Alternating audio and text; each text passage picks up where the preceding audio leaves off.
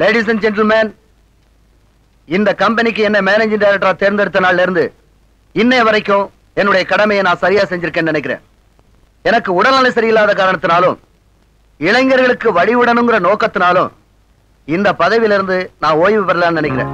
இருந்தாலும் உங்க உடம்புக்கு ஓய்வு தேவைங்கிறதுனால என்ன நான் சமாதானப்படுத்திக்கிறேன்.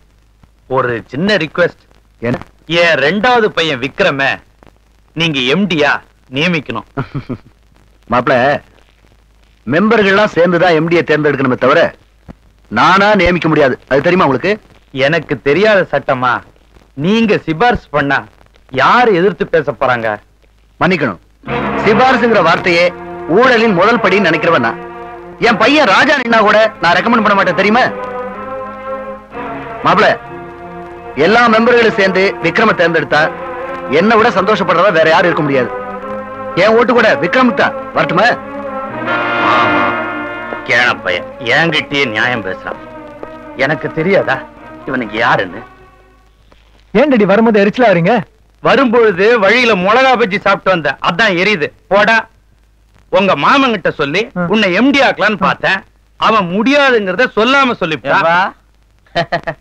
தம்பிய எம்டி ஆக்க போறீங்களா? இந்த காலத்துல எந்த பதவிக்கு எவன் ஆசைப்படுறது விவஸ்தையே இல்லாம போச்சுப்பா. நான் என்னடா சீஃப் மினிஸ்டர் ஆக்கணும்னு ஆசைப்பட்டேன், எம்டி ஆக்கணும் தானே ஆசைப்பட்டேன். குடிகார பையல. நான் ஏன்பா குடிக்கிறேன்? உண்மையை சொல்றதுக்காக. நீங்க ரெண்டு பேரும் பண்ற அக்கிரமத்தை வெளியே சொல்றதுக்காக குடிக்கிறேன்ப்பா. என் வயிற்றுல கிளப்பாதரா. நான் தாண்டா இந்த கம்பெனிக்கு எம்டி ஆயிருக்கணும். ஆனா உங்க தாத்தா சுந்தரவதனம் அந்த அநாத பைய விஸ்வநாத்துக்கு என் அக்காளை கட்டி கொடுத்து அவனை வீட்டோட மாப்பிள்ளை ஆக்குறது இல்லாத அவனையும் எம்டியா வேற ஆக்கிட்டாரு. விக்ரம எம்டி ஆக்கி அந்த ஆறாத புண்ணை ஆத்திக்கலான்னு பார்த்தேன். மேலும் குத்தி குத்தி புண்ணாக்குறானுங்களே. Don't worry daddy. ஏன் நீ வேற வந்து தனியா குத்த போறியா? அதுல டாடி, ராஜா நிச்சயமா எம்டி ஆக மாட்டான்.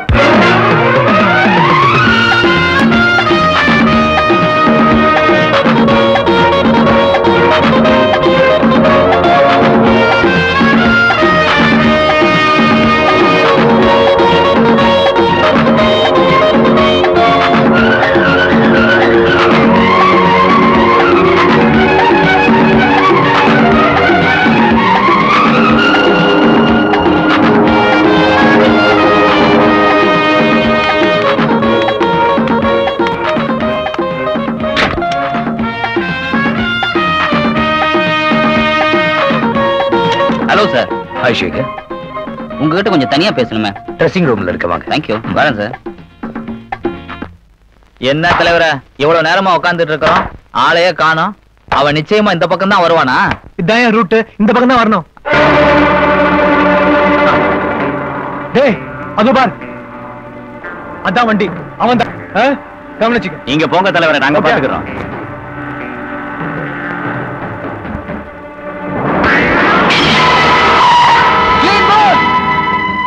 ஹலோ, கொஞ்சம் பால் கொடுங்க. இனிமே கவனிச்சு விளையாடுப்பா. கவனிக்காம விளையாண்டா உன் பல்லு உடையும். மச்சி, பல்லு உடைய மாட்டா மச்சி. இருங்கப்பா, உடையதானு பாப்போம். அதே விட்டு பார்க்கலாம்டா.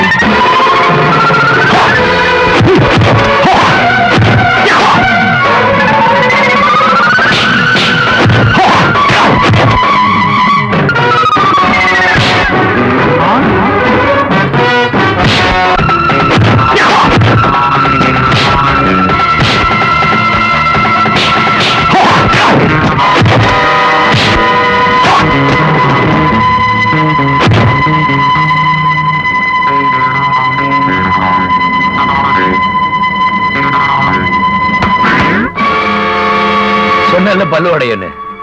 இனிமேலாவது பார்த்து விளையாடுங்க.